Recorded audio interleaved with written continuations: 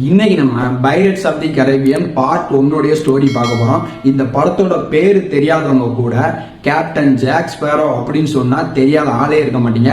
அந்த படத்தோட ஸ்டோரி தான் நம்ம பார்க்க போறோம். ஸ்டோரியை பார்க்கறதுக்கு முன்னாடி இந்த படத்துல யாரெல்லாம் நடிச்சிருக்கா அப்படிங்கிறத நம்ம பார்ப்போம். ஃபர்ஸ்ட் ஜானி டெப் வந்து கேப்டன் ஜாக் ஸ்பேரோ அப்படிங்கிற கேரக்டர்ல நடிச்சிருக்காரு. அதுக்கப்புறம் பாத்தீங்கன்னா இங்கிலாந்துடைய கவர்னர் பொண்ணா வந்து எலிசபெத் அப்படிங்கிற ஒரு பொண்ணு நடிச்சிருக்காங்க. அவங்கள காதலிக்கக்கூடிய ஒரு பையன் வில் டேனர் அப்படிங்கிறவரு. அதுக்கப்புறம் பாத்தீங்கன்னா அவருடைய அப்பா பில் டேனர் அப்படிங்கிறவரு. இந்த pirates of the Caribbean part 1 வில்லனுடைய பேர் என்னன்னா கேப்டன் பார்போசா அப்படிங்கிறவர் தான் இந்த படத்துல வில்லனா நடிச்சிருக்காரு. இப்ப இந்த படத்தோட ஸ்டோரி என்ன அப்படின்னு சொல்லி பார்ப்போம். இப்போ இந்த படத்தோட ஸ்டோரி என்ன அப்படின்னு சொல்லி பாத்தீங்கன்னா, ஸ்டார்டிங்ல ஒரு 10 வயசு பையன் வந்து கடலுக்குள்ள உயிருக்கு போராடிக்கிட்டு இருக்கான். அந்த இடத்துக்கு போன இங்கிலாந்து கவர்மெண்டோடைய கப்பல் படை வந்து அந்த பையனை மீட்டு தன்னுடைய கப்பலை வைக்கிறாங்க. அந்த கப்பலுக்குள்ள தான் கவர்னருடைய பொண்ணு எலிசபெத் வந்து அங்க இருக்கிறார். இவனை காப்பாற்றலாம் அப்படின்னு சொல்லி முயற்சி பண்ணிட்டு இருக்கும்போது அவன் கழுத்துல ஒரு டாலர் இருக்கிறத பார்த்துட்டு அந்த டாலர் எடுத்து பாக்குறா. அதுல பாத்தீங்கன்னா ஒரு மண்டோட சிம்பிள் இருக்கு. இதை பார்த்தோன்னா புரியாம கப்பலை நோக்கி பார்க்கும்போது தான் தெரிய வருது இது கடல் கொள்ளையர்களுடைய சிம்பிள் அப்படின்னு. இதை காட்டினா அந்த பையனை தூக்கி ஜெயில போட்டுருவாங்க அப்படின்னு சொல்லிட்டு அவ கூட அந்த செயினையும் வச்சுக்கிறதா. இது காலப்போக்கில் போனதுக்கு அப்புறம் அந்த பையனுக்கு ஒரு 20 வயசு, இவளுக்கு ஒரு 18 வயசு அப்படிங்கிற மாதிரி வந்து காட்டுறாங்க. இந்த கேப்ல இவங்க 2 பேத்துக்கும் வந்து லவ் உண்டாகுது. பட் அந்த பொண்ணு தான் லவ் சொல்லலை. ஏன்னா இப்போ கவர்னருடைய பொண்ணு, அவனும் வந்து தான் லவ் சொல்றதுக்கு தயங்குறான். இந்த மாதிரி வந்து சீக்வன்ஸ் போய்கிட்டு இருக்கு. இந்த டயத்துக்கு அப்புறம் தான் வந்து கேப்டன் ஜாக் ஸ்பேரோடைய என்ட்ரி.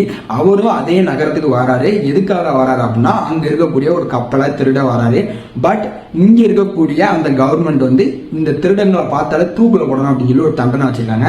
இதெல்லாம் தெரிஞ்சாலும் நம்ம கேப்டன் ஜாக் ஸ்பேரோ அந்த நகரத்துல இருக்கக்கூடிய பெரிய கப்பலை ஆட்டையர் போட்டணும் அப்படின்னு சொல்லி பிளான் பண்றாரு. இந்த சமயத்துல பாத்தீங்கன்னா கவர்னருடைய பொண்ணு எலிசபெத்துக்கும் கப்பல் படையோட தளபதிக்கும் மேரேஜ் பண்ணிடலாம் அப்படின்னு சொல்லி நம்ம கவர்னர் வந்து முடிவு எடுக்கிறாரு. இந்த சமயத்துல தான் பாத்தீங்கன்னா தளபதியும் எலிசபெத்தும் பாத்தீங்கன்னா ஒரு உயரமான இடத்துல நின்று பேசிக்கிட்டாங்க. அப்படி பேசிக்கிட்டு போது தவறுதலா எலிசபெத் வந்து கடலுக்குள்ள விழுந்துருதா. அவ மட்டும் தனியா விழாம அவ கழுத்துல வில் டேனர்ட்ட இருந்து எடுக்கப்பட்ட அந்த கடல் கொள்ளையர்களுடைய டாலரோடைய வந்து கடல்ல விழுந்ததா. இப்படி விழுந்ததுனால கடல் கொள்ளையர்களுக்கு இவ வந்து ஒரு சிக்னல் அனுப்புன மாதிரி ஆயிடுச்சு. இந்த டாலர் ஏன்டதான் இருக்கு, நான் இங்கதான் இருக்கேன் அப்படின்னு சொல்லி வந்து கடல் கொள்ளையர்களுக்கு ஒரு சிக்னல் போயிடுச்சு.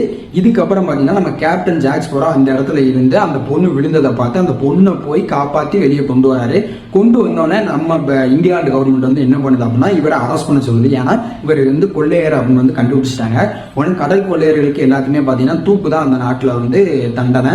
உடனே நம்ம கேப்டன் ஜாக் ஸ்பேரோவை அரெஸ்ட் பண்ணி ஜெயில வைக்கிறாங்க. ஜெயில வச்சுட்டு மறுநாள் தூக்குல போட வந்து ரெடியா இருக்காங்க. இந்த சமயத்துல நைட் வந்து ஒரு பெரிய சம்பவம் நடக்குது. என்னன்னா நம்ம எலிசபெத் கழுத்துல போட்டிருக்கக்கூடிய அந்த டாலர் மூலியமா அனுப்பப்பட்ட அந்த சிக்னல்னால கடல் கொள்ளையர்கள் எல்லாமே அந்த நகரத்துக்கு வந்துருந்தாங்க. அந்த நகரத்துக்கு வந்ததுக்கு அப்புறம் ஒருத்தரை விடாம எல்லாத்தையும் சுட்டு தள்ளுறாங்க. அந்த நகரத்தையே நாசமாக்கிட்டாங்க. எதுக்காக அப்படின்னா நம்ம எலிசபெத் இருந்து அந்த டாலரை வாங்குறதுக்காண்டி தான் இவ்வளவு பெரிய போரே நடந்துட்டு இருக்கு. கடைசியா நம்ம எலிசபெத் வந்து அந்த டாலரை கொடுக்க போறதுக்கு முன்னாடி நான் உங்க கேப்டனை சந்திக்கணும், அவரை சந்திச்சு அவர்கிட்ட நான் டீல் பேச வேண்டியிருக்குன்னு சொல்லிங்க. அவங்களுடைய கூட்டாளி எல்லாருமே கூட்டு போய் கேப்டன் வந்து விடுவாங்க. கேப்டன் யார் அப்படின்னு சொல்லி பாத்தீங்கன்னா பார்போசா. அவர் தான் இந்த படத்தோட வில்லனு. அந்த வில்லன் வந்து டீல் பேசுவாங்க. நீ வந்து நான் அந்த டாலரை தந்துட்டா நீ என் நகரத்தை விட்டு போயிருன்னு சொல்லுவானே. சரின்னு சொல்லிட்டு டாலரை கொடுத்துவா. பட் அந்த நகரத்தை விட்டு அவங்க கிளம்பிடுவாங்க. ஆனா ஹீரோயினுமே அந்த கப்பல்லே கூட்டு போயிடுறாங்க. பிளாக் பெல் கப்பல் வந்து கூட்டு போயிடுவாங்க.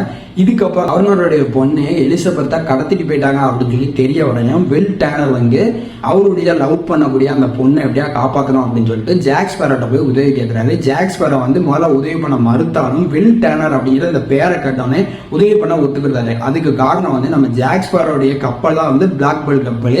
இந்த கப்பல் தான் பாத்தீங்கன்னா வில்லன் குரூப் வந்து ஆட்டையை போட்டு வச்சிருப்பாங்க.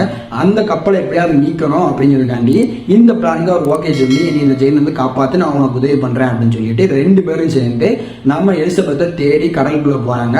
அந்த வில்லன் குரூப் வந்து எங்க போகுது அப்படின்னா ஒரு தீவுக்கு போறாங்க. அந்த தீவுல தான் பாத்தீங்கன்னா இவங்க பெரிய சபிக்கப்பட்ட சாபத்துல மாட்டிக்கிறாங்க.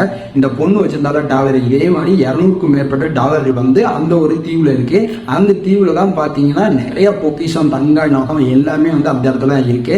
அதை திருட போன இவங்க தான் அங்க வந்து சாபத்துல மாட்டிக்கிறாங்க.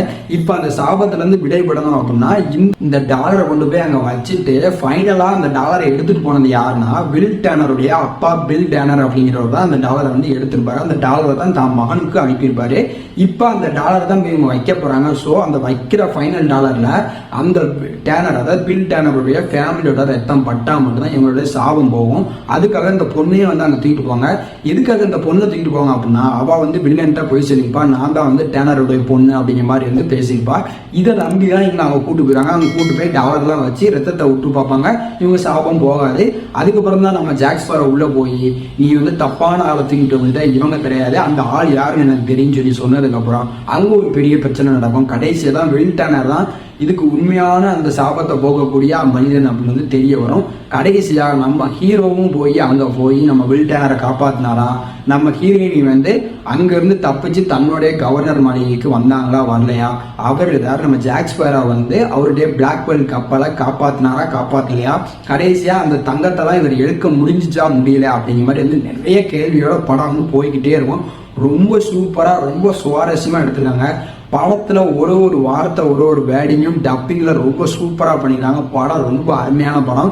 செக் பண்ணி பாருங்கள். இந்த படத்தோட பகுதி பார்ட் வந்து மொத்தம் 5 பாகம் இருக்குது. நான் முதல் பாகம் தான் சொல்லியிருக்கேன். நான் 4 பாகத்தை நான் பார்த்துட்டு உங்களுக்கு நான் ரிவ்யூ சொல்கிறேன். படத்தை பற்றி எக்ஸ்ப்ளனேஷன் கொடுக்கேன்.